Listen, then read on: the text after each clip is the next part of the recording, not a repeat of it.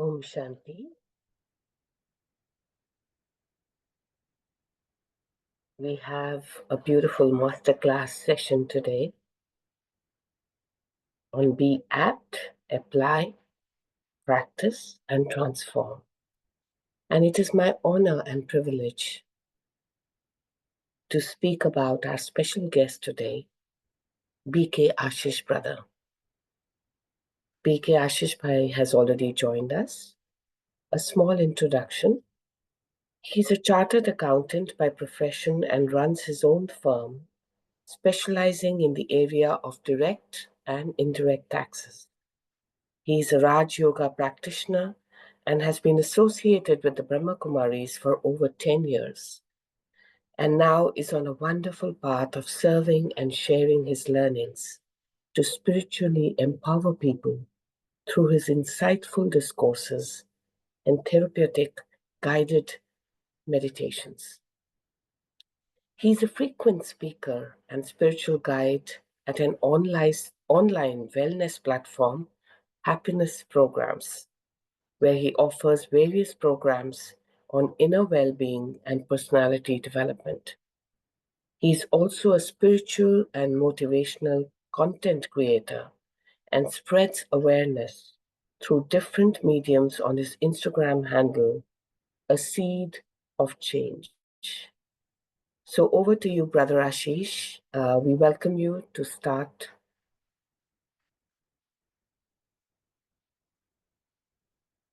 Om Shanti. Thank you very much for such a warm introduction.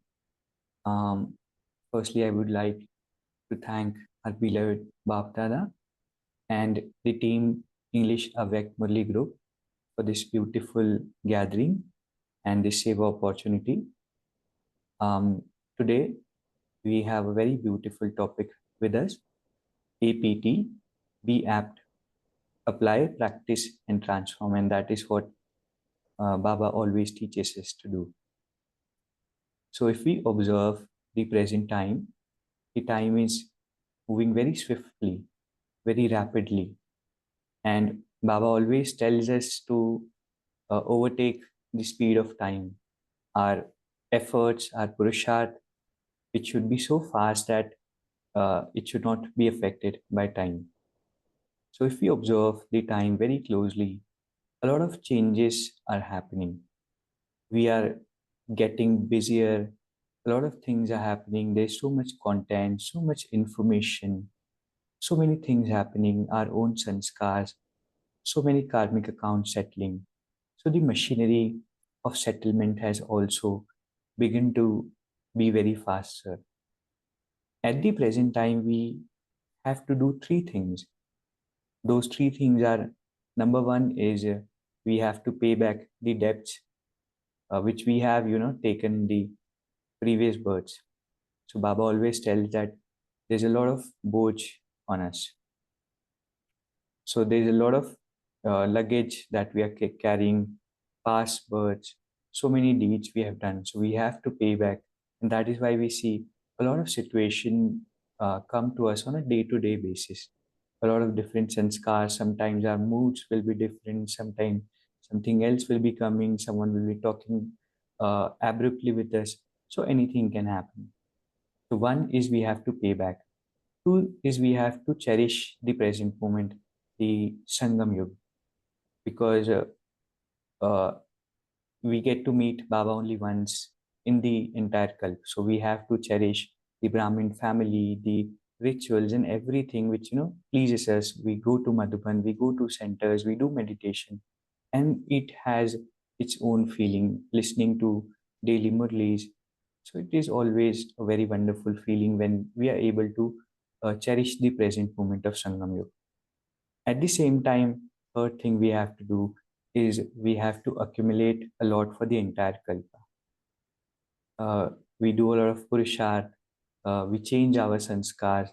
So, and also we do a lot of service, we accumulate for the future. So the present moment is the most precious, most important time, if we can see, of the entire Kalpa, where we have to pay back, we have to cherish, and also we have to accumulate. So this time is very, very crucial, and that is why Baba always tells us that out of all the treasures, the treasure of time is very, very crucial and very, very important. So the question arises that at the present moment, what should be our effort? What should be our purushat? How do we make the optimum utilization of this time, which is a golden opportunity for all of us? The time which is the most crucial time for all of us. And that is why in the Murlis we see Baba tells us that once this time passes, then and we are not serious, we have not done our bit in the present time, then we are going to always regret, right? So there are four things that we have to do and follow in the present times. Out of these four things, if we follow these four things, then we'll be able to make the optimum utilization of Sangam Yug according to the present time. Because we can see a lot of changes happening in the world. There are a lot of predictions coming from even from outside about the world transformation or things changing for even for the year 2025. And even we are observant enough to notice that even the smallest of things sometimes affects our mind at the present moment. Because I suppose uh, we have a population of over 8 billion at the present time, and see all the 8 billion people are creating a lot of thoughts on a daily basis, maybe around 50,000, 60,000 thoughts each day.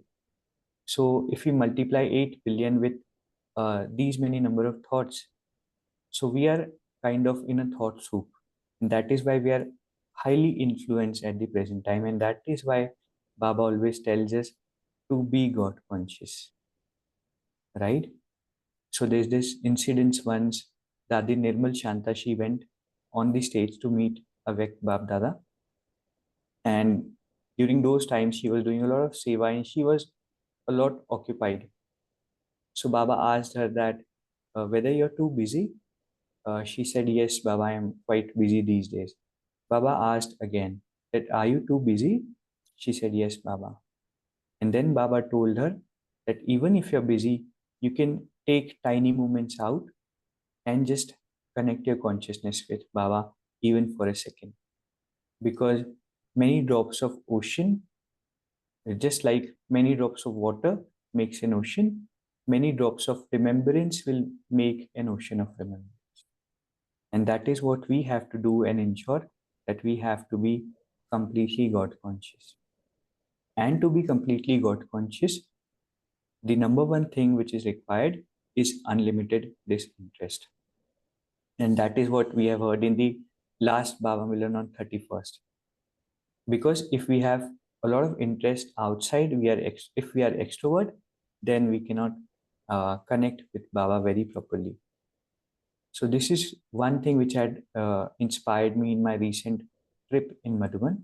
I was observing a lot of seniors. Uh, I met Gopi Didi, Neha Didi from Ram Devi. One thing I had observed was that they were on a continuous journey of remembrance of Baba, even when they were walking.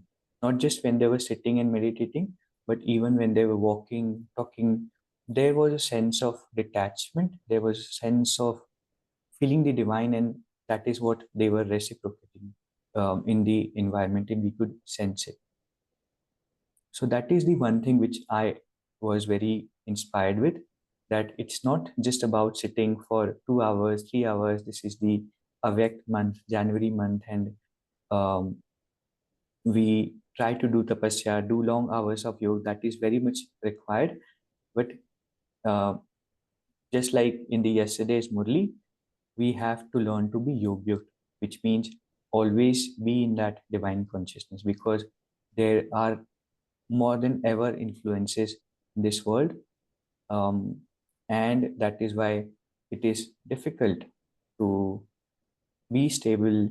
A lot of things, situations are coming.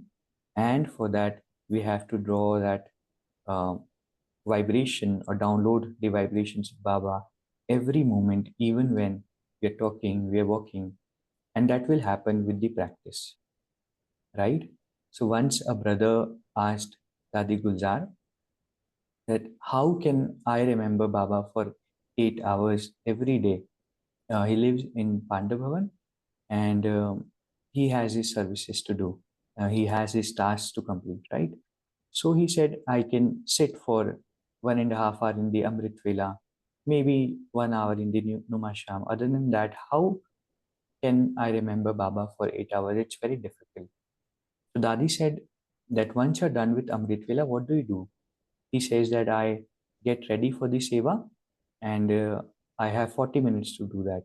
Dadi told him that those 40 minutes you can remember Baba. In the in between the days, you take out time to drink water, to have food. You have approximately 1 hour to consume your food. So during that time also, you have to be in the consciousness, remembrance of Baba. So when that brother told me this, even though I've heard it a couple of times before or many times before, I was really moved and inspired to do that. And even while I was traveling back from Madhuban to my hometown, during that time, I had that in my mind and the impact of it on my mind. And I was, even though I was within the gathering, we were laughing, we were having a good time. I was trying to be connected, and that was a very beautiful experience. Sometimes we are too focused on the sitting hours of meditation, but in some Murlis, Baba have told us that don't be too much dependent because it will then become a habit. So we have to take time out with tapasya and do long hours of meditation, but also develop the habit and practice of being divine conscious every moment.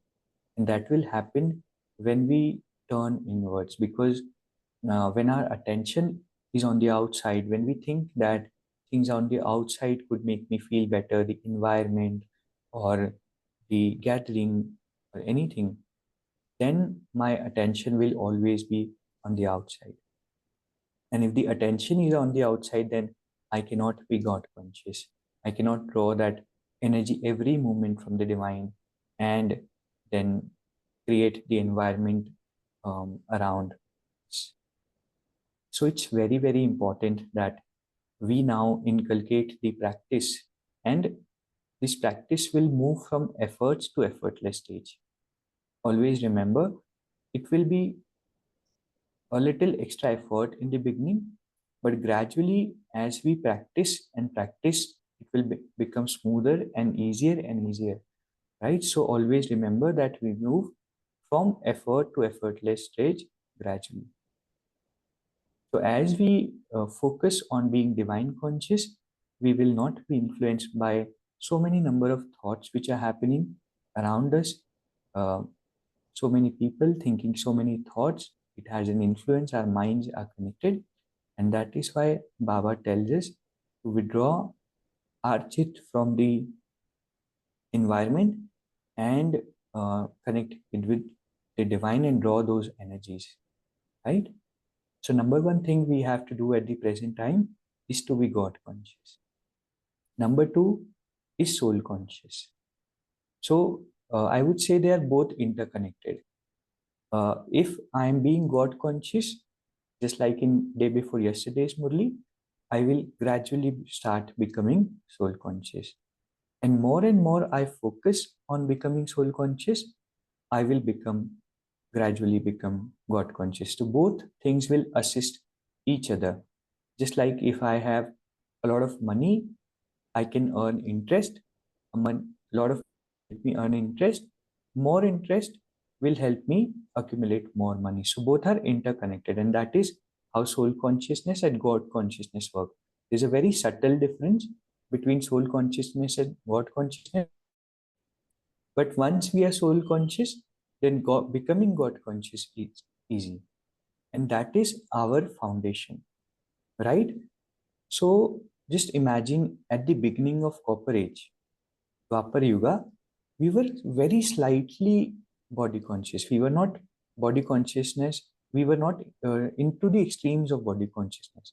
Just like at the present moment, we are in the extremes of body consciousness. But at the beginning of Dwapar Yuga, Copper Age, we were slightly body conscious, and that was enough for us to enter into vices, or allowing the vices to enter into us, right?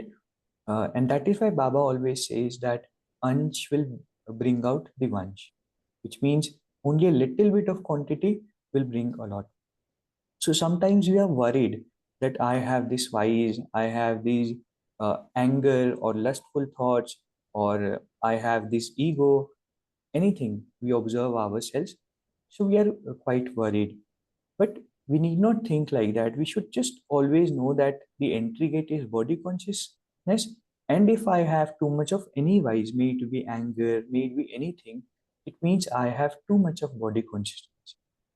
And once I realize that I have body consciousness, then gradually I have to break the body consciousness. So I'll share a very beautiful, a couple of examples, in fact. Number one example was once to understand what is body consciousness and what is soul consciousness. So once there was a sister who was in the bathroom, and the other sister went and knocked the door and asked her, "When will you come out?" So she said, "When I leave the body," right? So usually when I'm in body consciousness, what I will say, yeah, I'll take 5-10 minutes. She was in the stage of soul consciousness. That is why she said that once I leave this body, I'll be out of the body. So this is what is the consciousness about. Second example is I've heard this in the Jagdish brothers class. So he said, someone asked him that what is the soul consciousness and what is the awareness. So he told that let's take an example of a salesperson.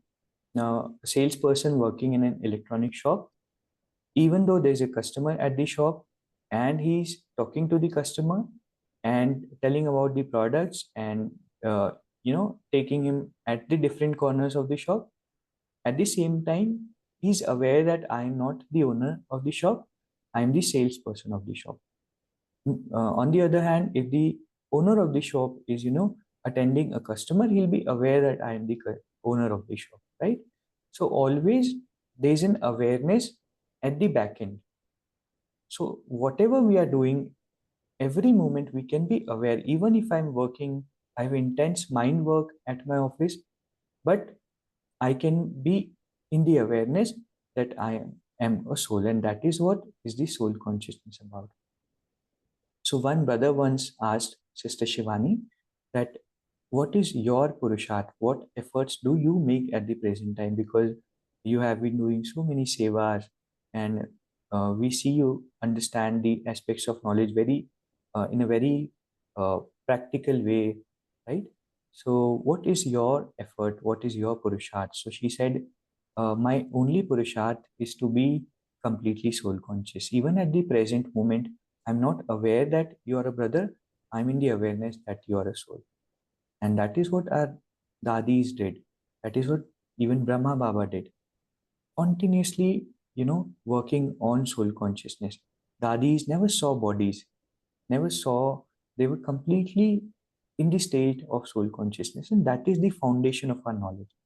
And if that foundation is not there, no point is going to work very practically for us, right? Sometimes we measure our success in knowledge on the spiritual path through how sweet we have become, through how polite we have become, through how many changes we have got, or through how many followers we have, through how many seva we have done.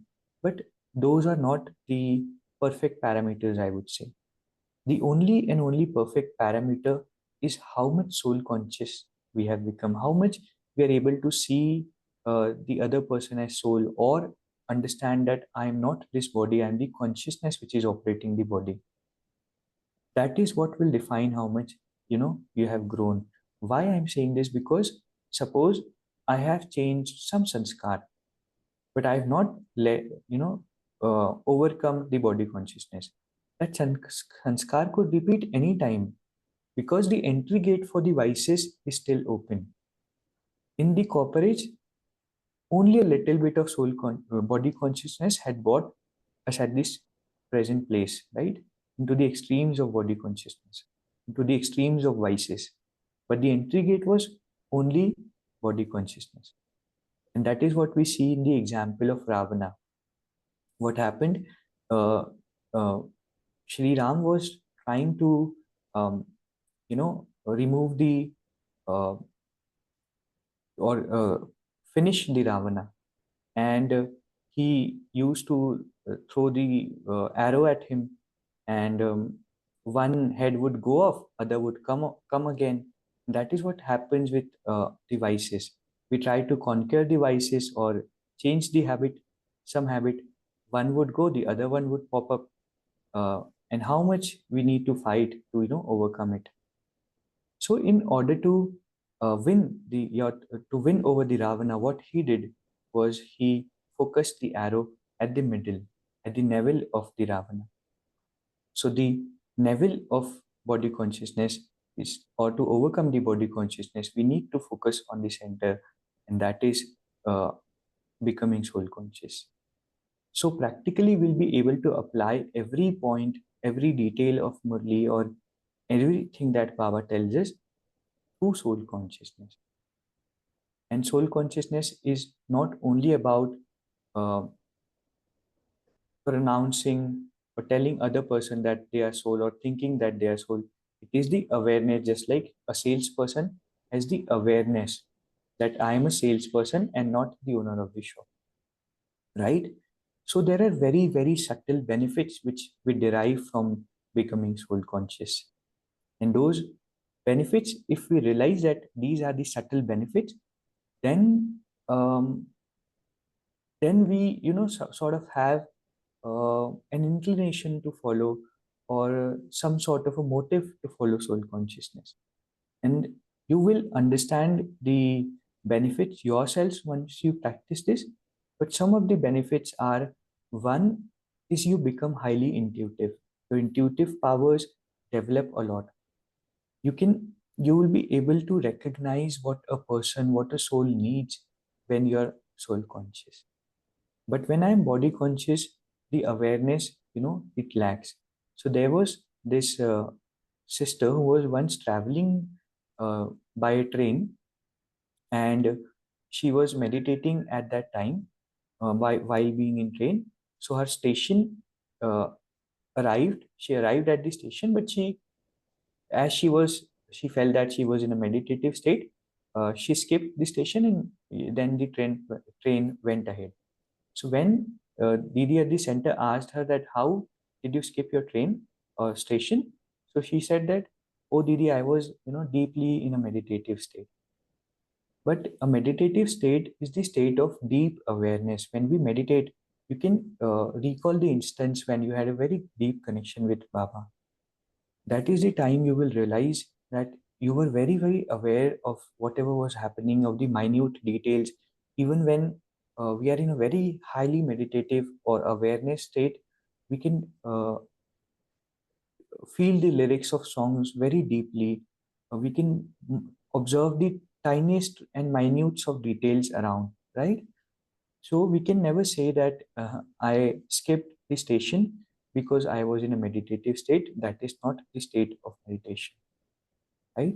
So it is being aware of the awareness, the soul consciousness. And every time you check which state I am in, you that is how you develop the stage of soul consciousness.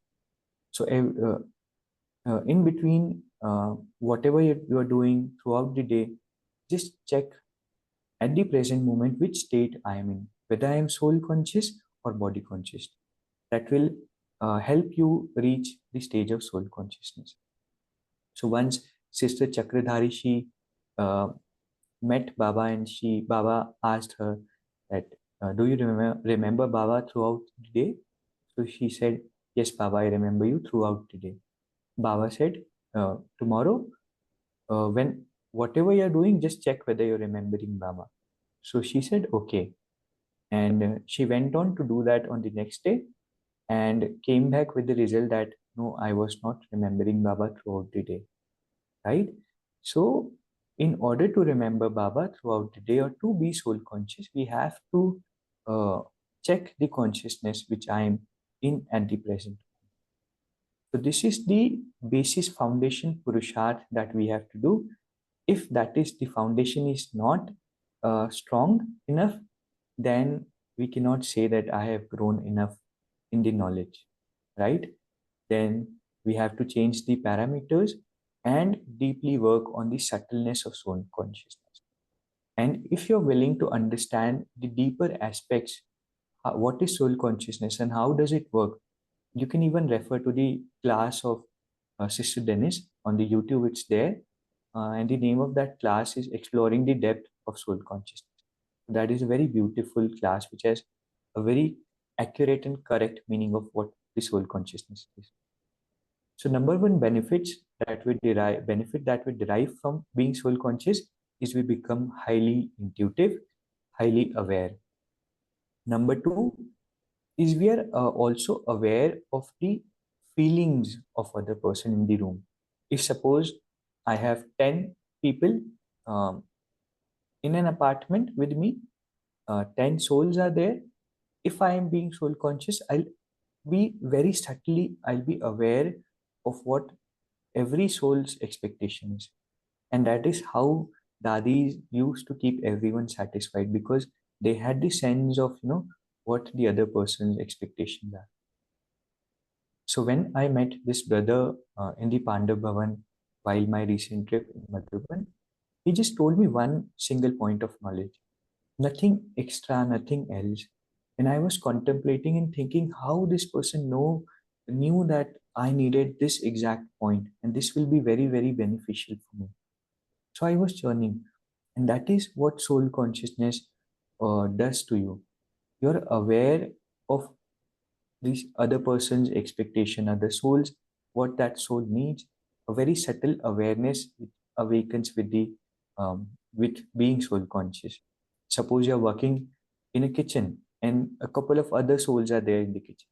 So your bodies even will not collide when you're soul conscious, because that brings high level of awareness. So it brings me to the experience which Baba had once given me approximately in the month of November 2023. So one fine evening I was meditating, and then Baba gave me the experience of soul consciousness.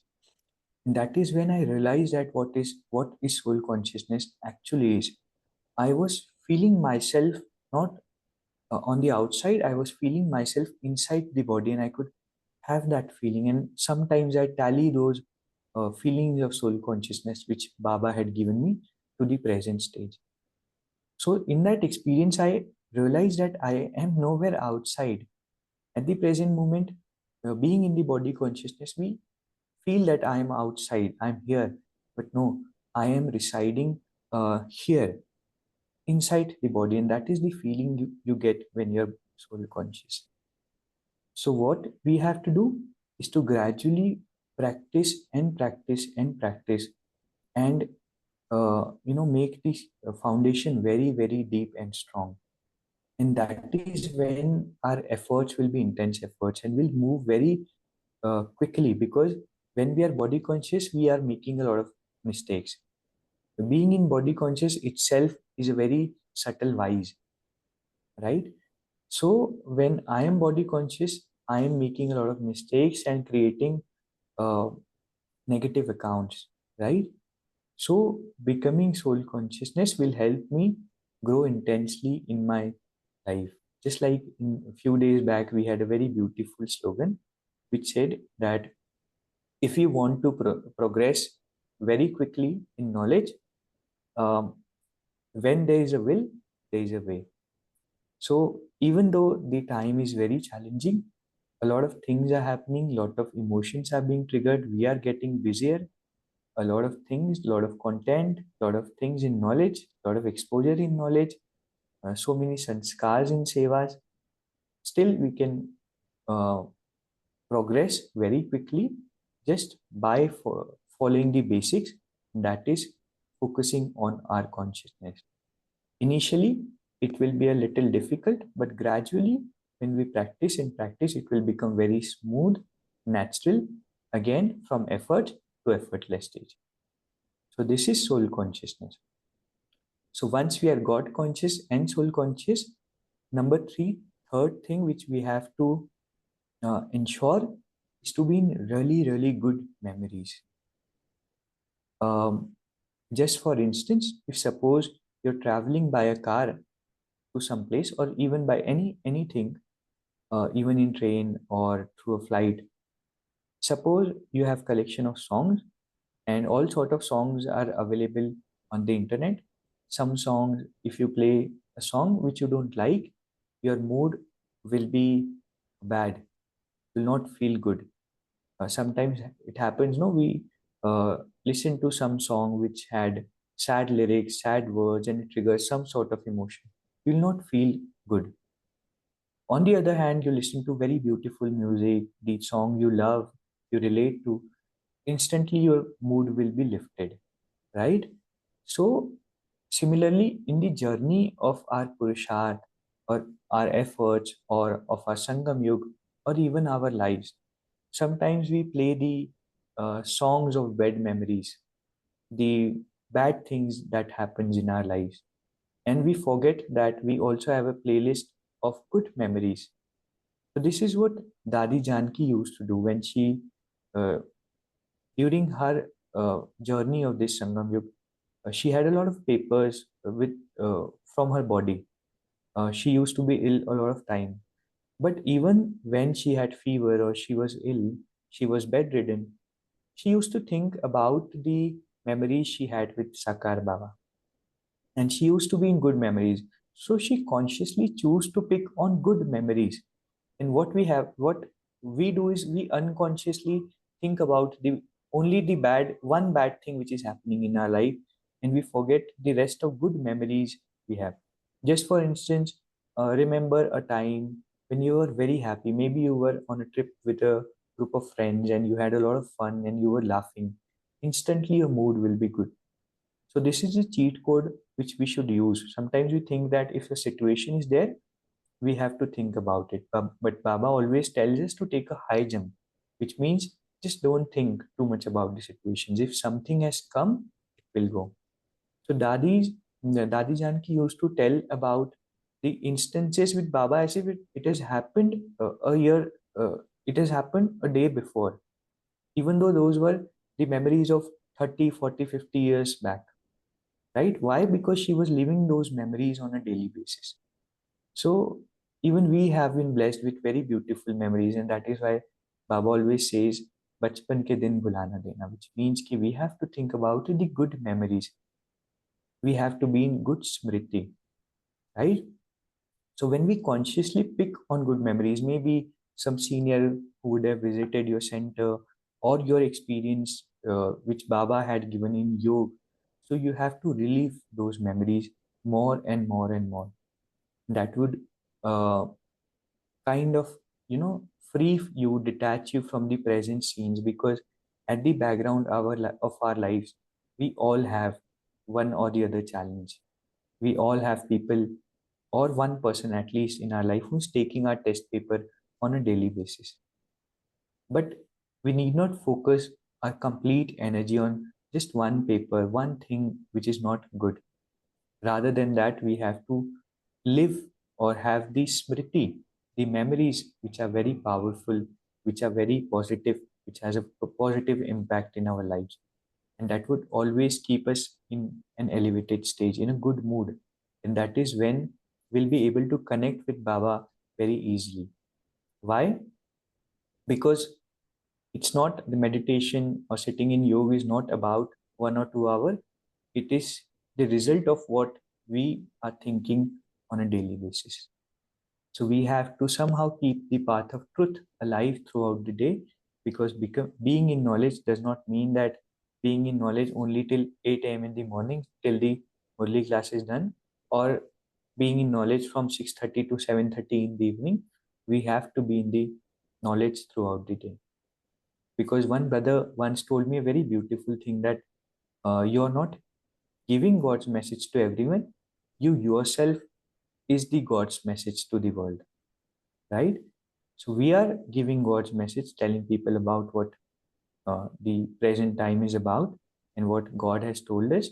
But At the same time, we ourselves are the God's message. That is why we have to keep ourselves in a very good state of mind. We have to learn to be happy under the extremely unhappy circumstances or situation, because this Sangam Yug is like an exfoliating time, is like doing a scrub. Why? Because a lot of things are triggering, a lot of accounts are settling. So Mama used to be very, very happy when a situation or some karmic accounts used to pop up, because she used to think that I would not need to face it further, or in the end, I am settling the account right now only. So everything um, has, uh, every dark cloud has a silver lining, right? So this is what we have to ensure, is to be in very, very good smriti, good memories throughout this Sangam Yug, because challenges are going to be there. Suppose you're praying that some challenge in your life, now it should just go. But what what if the other challenge comes after this challenge goes, right? So every time something or other thing is going to be there, but we need not be too much involved in the stories of our lives. We need to be detached and let it pass. Just like when we are traveling, the tunnel comes, but we know that there is an end to the tunnel. It's not going to be there forever. Similarly, any situation, it is not going to be there forever, right? We just have to wait and let it pass and not think too much about it. And the fourth thing that we have to do at the present time is to have unlimited disinterest, very limited interest in excessism. Sometimes we accumulate a lot of home decor, a lot of clothes, a lot of things, and we have to manage so many things. Sometimes we tend to watch a lot of content on the internet. So we have to cut off on the excessism. We are, traveling, or we are carrying the bioscope in our hand these days, and that bioscope is mobile.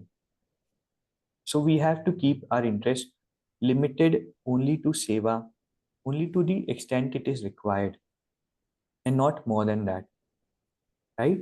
Because this is the, if there was a very beautiful slogan um, at the dining hall, that this confluence age is a very precious time, and you should not entangle yourself during this precious time.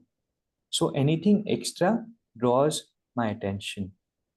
And if my attention is on the outside, on the things, on the accumulation, on the clothes, on the home decor, we should have only to the extent it is required. If anything has my attention, that means that I have my yoga with that thing, right? And that will not help me to be God conscious or to meditate. Sometimes we complain and think that I cannot connect with the divine. My yoga is not that good. So we have to check then, where is my yoga throughout the day? Because yoga connection is very simple. What are you thinking about? That is what you have to check. That is why Baba tells us, Nyara so pyara, which means more detached we are, more we are able to experience God's love. So that is what present times demands us to do. God conscious, soul conscious, being in very good memories.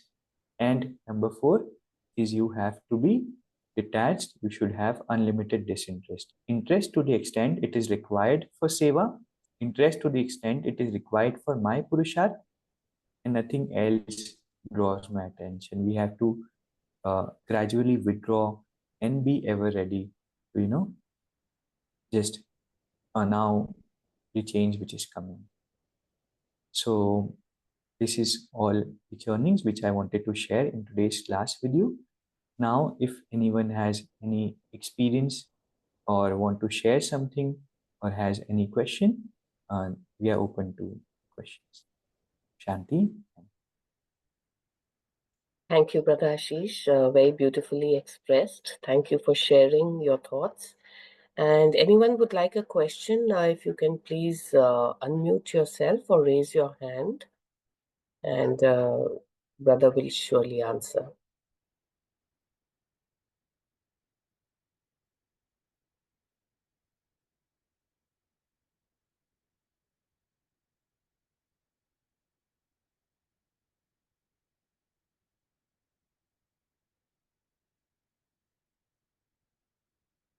Hey, brother, I have a question.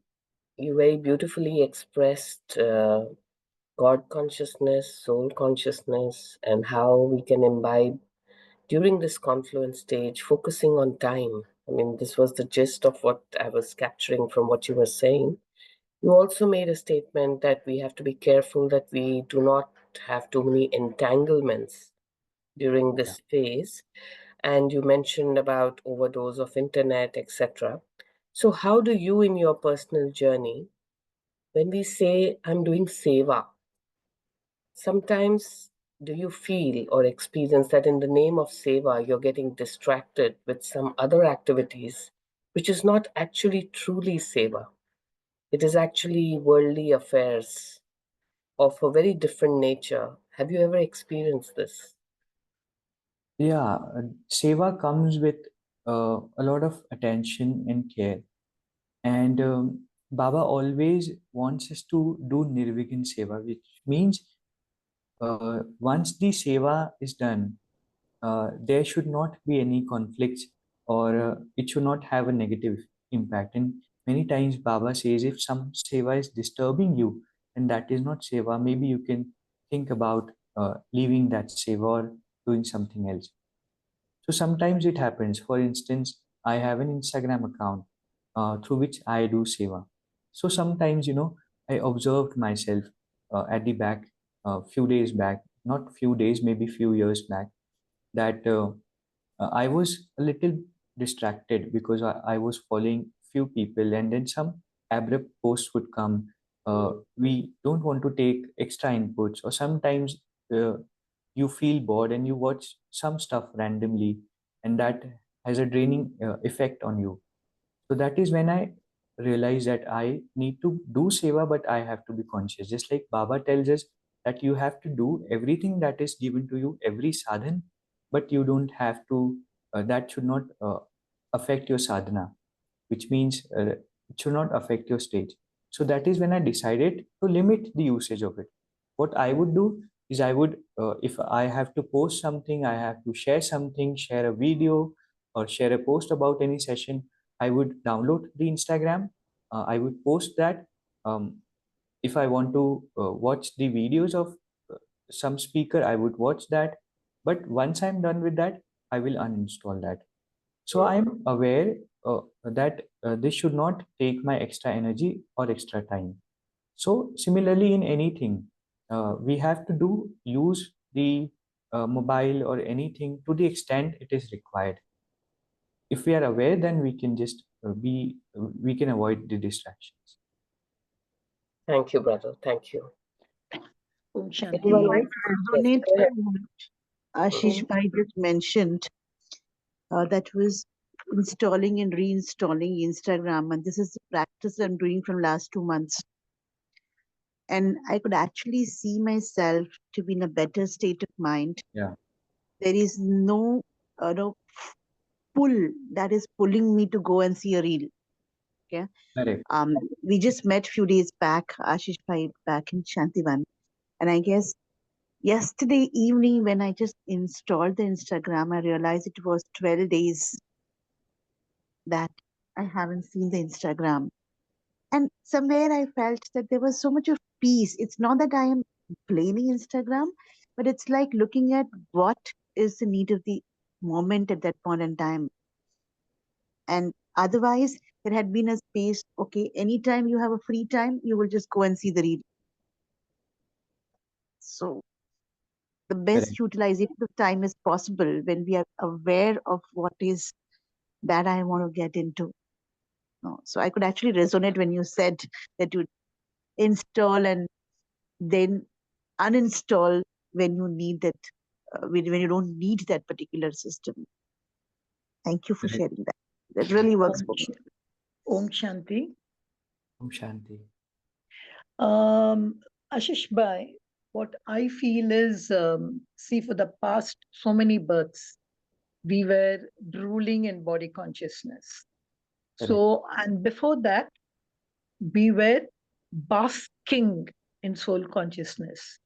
Then correct, the beautiful body, the beautiful sensations, the beautiful relationships, the beautiful world according to the change of the age or the change of thing entered, and I enjoyed and I invested everything in body consciousness. So much so, even when I entered into, like they say, the yoga and all the yoga asanas which they do, that is just investing in body consciousness to keep a healthy body. So now I just feel it's just a process where we have to go back. So for me, it is just bridging the gap. It was there. It is nothing which every soul, billion soul in this world had gone through that process of soul consciousness. When they came down in this world, they were beautiful, only soul, soul, soul. It was only later that kind of what we say, but body. But I feel I should also enjoy the body well to understand its limits, to understand, hey, it's okay. Now let me just see what I was, what I were. So I feel it's just bridging the gap to go back to what I really want. As somebody just spoke about installing and uninstalling. So the days when she didn't use the Instagram, that question of missing, that was not there because there was something else, a substitute which she was enjoying in that process. So, but again, when we have already uninstalled and she has reinstalled again, we have to take care to see that again I don't enter an effort of to so deep I go that I have to again uninstall it. That was one thing I wanted to do. I think it's just uh, an awareness, a feeling of what I want. So I feel I should understand this body of mine well, because this body was there with me for these 63 births. And it's only now I'm entering the era of soul consciousness. That's one thing. And secondly, you spoke about God consciousness. Just these 2 points, if you could clarify. You were speaking about God consciousness first. I feel God consciousness is something later. See, God consciousness is at the core, it's right inside, it's hidden. But throughout the scriptures or throughout history, you see all these various philosophers and all, they never went after the spirit. They are something they conquered themselves. So I have to come in terms with all aspects of myself. So I always feel soul conscious comes first, then only the question of God. Because once I enjoy the soul, like they do in this chakra yoga, once you go to the stage of what we call as 1,000 petals, you like to go up. You like to say, hey, what's above this? So I I had a feeling that that comes next. But soul conscious or being there, and again, I don't take soul consciousness to be something I have forgotten. It is something which has just slipped my memory because of that lovely thing which I enjoyed for 63 births. I don't know. I just felt this kind of backdrop as you were explaining these two. Om Shanti. Shanti, correct. So yeah, that is what I told, that soul consciousness is a bigger shift. From body consciousness to soul consciousness is a bigger shift, and then soul conscious to God conscious is a very subtle small shift. But even God, when we are God conscious, just like day before yesterday's Murli, that assists us being soul conscious. So both are interconnected or interdependent. But yes, obviously the first stage is to be soul conscious. That will help us to be more and more God conscious, and more being God conscious will also help us being soul conscious.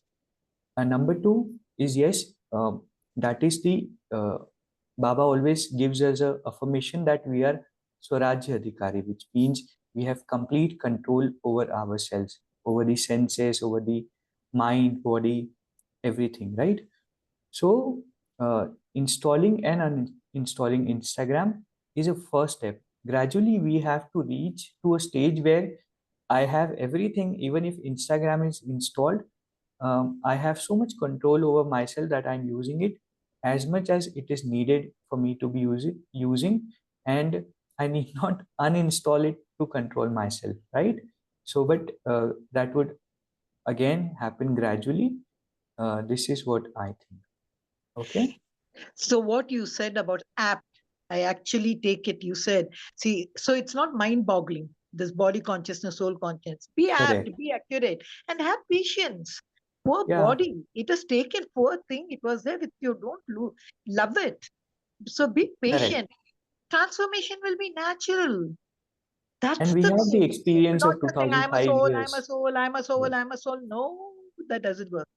That act, what you said, I felt that could really, if I'm accurate and if I'm a little patient with myself, it would be a natural transformation. Correct. Right.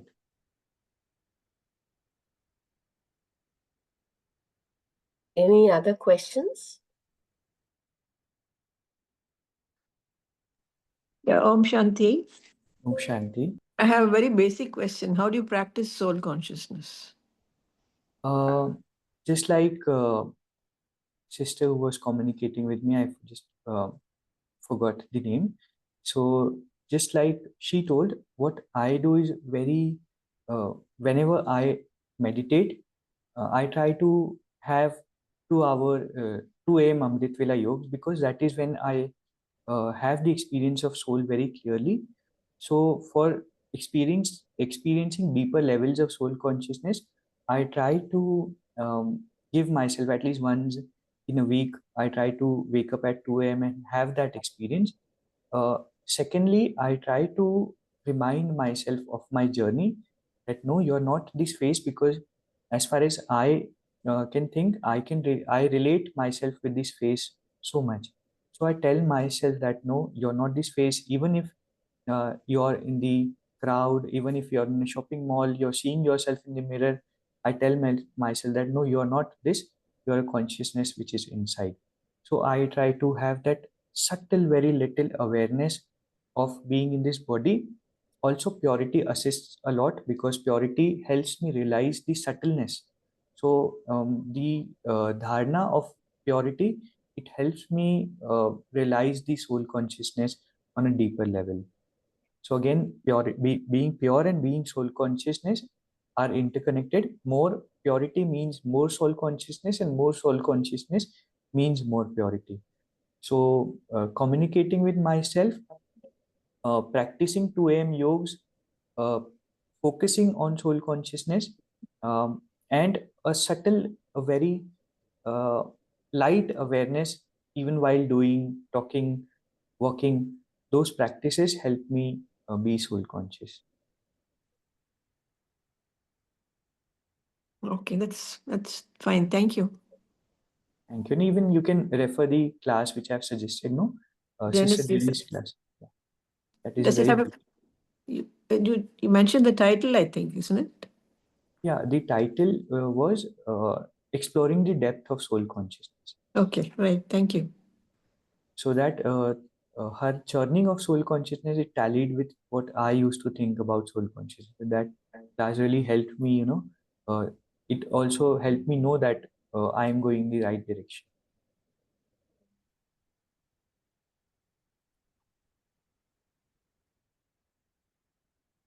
Okay.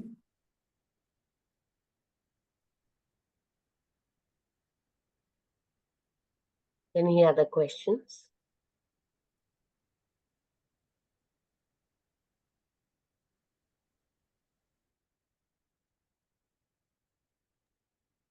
Okay, brother, can we request you to conduct a small meditation? Yeah. Okay. Thank you so much. Just be very, very easy and relaxed. You can keep your eyes open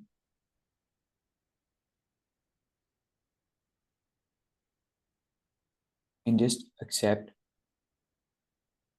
this thought very casually, that I am a soul operating this body.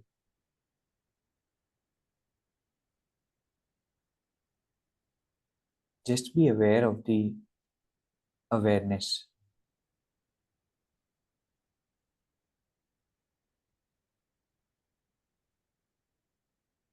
I, the soul, I'm looking through these eyes.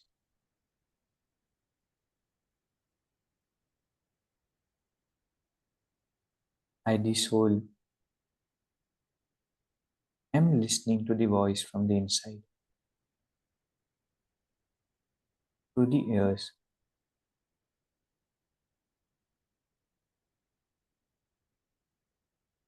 I am the owner of this body.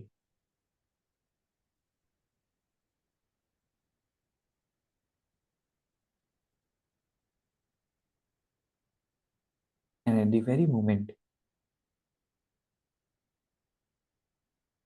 I am feeling myself,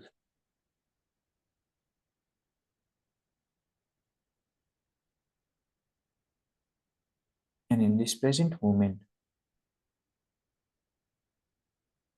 let me invite the vibration of God.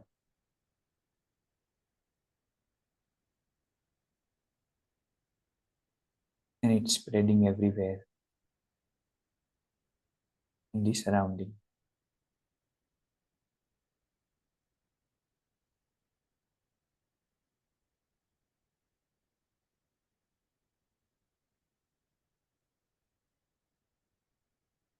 God's vibrations are touching me. God's light is touching me.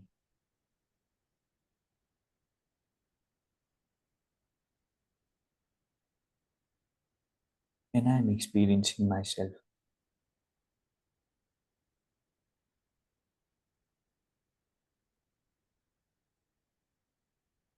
in the divine consciousness.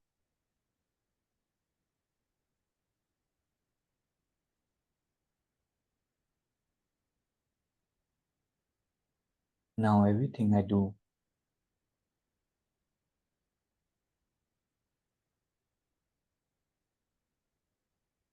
everything I watch,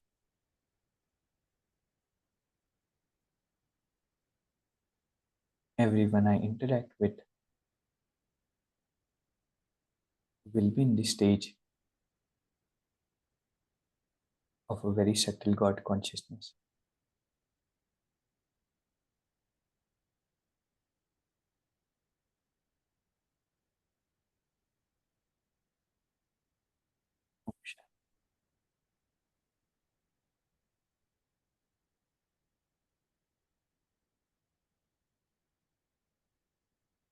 Om Shanti.